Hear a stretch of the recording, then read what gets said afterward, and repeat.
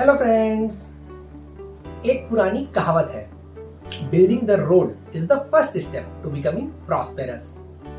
बिल्कुल सही बात है। There need to be free movement of goods, information and services. इसके लिए हमें डिजिटल रोड्स मतलब एक रोबस्ट इंटरनेट इंफ्रास्ट्रक्चर डेवलप करने की जरूरत है। राइट। बीसी आजकल हम पासपोर्ट एप्लीकेशन से लेकर लैंड रिकॉर्ड मेंटेनेंस तक सब कुछ ऑनलाइन ही कर लेते हैं। लेकिन is that secure? Is that efficient? Can we do better? इसे समझने के लिए let us first see how did we reach to this level. सबसे पहले हमने इंटरनेट बनाया, which is a series of interconnected computer systems. अब मान लीजिए इंटरनेट एक हाईवे है जो बहुत सारी सिटीज को कनेक्ट करता है। आगे इस हाईवे में फिलिंग स्टेशन, कन्वीनियंस स्टोर और रेस्ट स्टॉप्स भी होने चाहिए, राइट?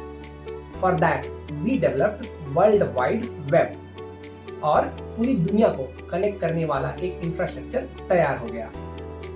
शुरुआत में सिर्फ स्टैटिक वेब पेजेस हुआ करते थे। They were designed to provide facts and information but without interaction.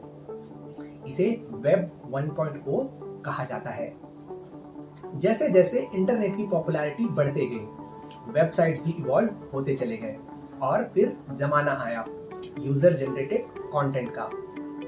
Online लोगों की कम्युनिटीज बनने लगी और उनके बीच डायलॉग और कोलैबोरेशंस बहुत कॉमन हो गए।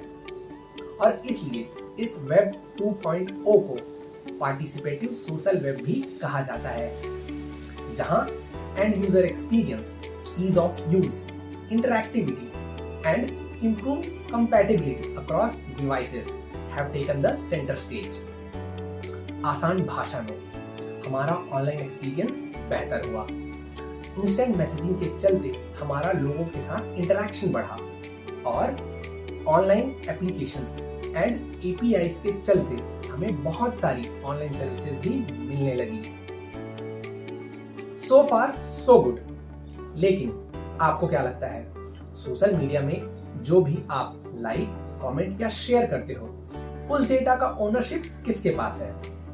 Technically speaking, Google and Facebook are centralised platforms who know everything about your preferences, likes and dislikes। इस बात की क्या गारंटी है कि वो आपका डेटा किसी मार्केटिंग एजेंसी के साथ शेयर नहीं करेंगे? Speaking of a central agency, पिछले साल रशिया यूक्रेन वॉर के चलते यूक्रेन के सेंट्रल बैंक ने अपनी करेंसी का 25% डिवैल्यूएशन कर दिया था। इसका बर्डन भी अल्टीमेटली आम जनता को ही उठाना पड़ेगा, right? Here is another problem. आज के हमारे डिजिटल इंफ्रास्ट्रक्चर में इंटरऑपरेबिलिटी इज मिसिंग। मतलब a piece of information has to travel across multiple systems जिनके अपने अपने अलग अलग डेटाबेसेस हैं। इसके कारण डेटा को वैलिडेट करना एक कॉम्प्लेक्स प्रोसेस बन जाता है। More so with ever growing network, this complexity is going to increase further और इसके कारण कॉस्ट और इनएफिशिएंसी भी बढ़ती जा रही है। लॉन्ग स्टोरी शॉर्ट, हमें एक ऐसा डिजिटल इंफ्रास्ट्रक्चर डेवलप करने की जरूरत है जिसमें यूजर को डेटा सिक्योरिटी के साथ सीमलेस डिजिटल सर्विसेज भी मिलनी चाहिए। For that, we are introducing Web 3.0, and you know what? Blockchain technology will be at the forefront in this new era of World Wide Web. Basically, blockchain infrastructure वो digital road है जिसमें data can flow smoothly and securely, क्योंकि इसमें cryptography का एक बड़ा role रहता है। ये सुनते ही आपके दिमाग में क्रिप्टो करेंसी बिटकॉइन आने लगा है, right? Actually, that is just one use case of this blockchain technology. Blockchain technology काम कैसे करता है?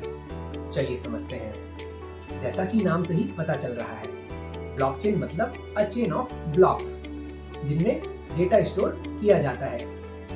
हर ब्लॉक के पास अपना फिंगरप्रिंट भी होता है, मतलब एक unique identifier, which is basically an encrypted code जिसे हैश कहते हैं। इंटरेस्टिंगली हर ब्लॉक के पास अपने से पहले वाले ब्लॉक का भी फिंगरप्रिंट होता है और इसलिए अगर किसी ब्लॉक में कोई चेंज किया जाए तो entire chain need to be updated.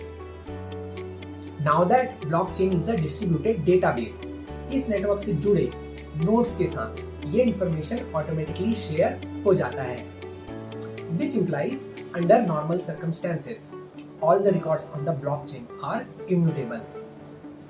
Next, इस चेन के सभी की ऑपरेशंस को स्मार्ट कॉन्ट्रैक्ट में इनकोड किया जा सकता है और इसलिए अगर कोई रेगुलेटर चाहे तो वो ब्लॉकचेन के सभी ट्रांजैक्शंस और रिकॉर्ड्स को ऑडिट, रिव्यू और कंपाइल कर सकता है। इस टेक्नोलॉजी की एप्लीकेशंस पर एक नजर डालते हैं।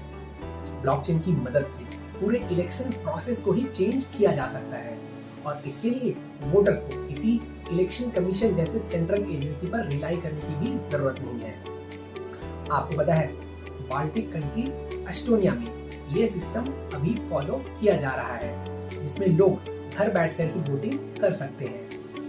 ये वही कंट्री है जिसने सबसे पहला popular video calling application Skype develop किया था। जैसा कि हमने समझा, data on blockchain is immutable, इसलिए आप अपने किसी एजुकेशनल, गवर्नमेंट डॉक्यूमेंट या मेडिकल डेटा को भी ब्लॉकचेन प्लेटफॉर्म पर सिक्योरली रख सकते हो।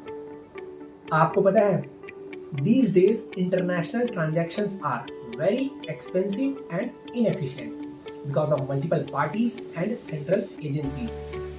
ऐसे सिनेरियो में blockchain based digital currency can be the best solution. And you know what? Today, all the big enterprises and many countries are rushing to adopt to this blockchain technology. More so, ऐसे decentralized financial institutions develop किए जा रहे हैं जहां से आप crypto currency बोरो या land कर सकते हो। Today, collectively, we are moving towards a decentralized future. और जैसे इंटरनेट ने हमारा इतिहास ही बदलकर रख दिया है, blockchain can be the next storm that is coming. इसी के साथ अपकमिंग टेक्नोलॉजी सीरीज का हमारा ब्लॉकचेन का ये इंट्रोडक्टरी सेशन भी पूरा हुआ। आपसे फिर मुलाकात हुई एक नई टेक्नोलॉजी की कहानी के साथ अगले हफ्ते। Happy Sunday, happy learning.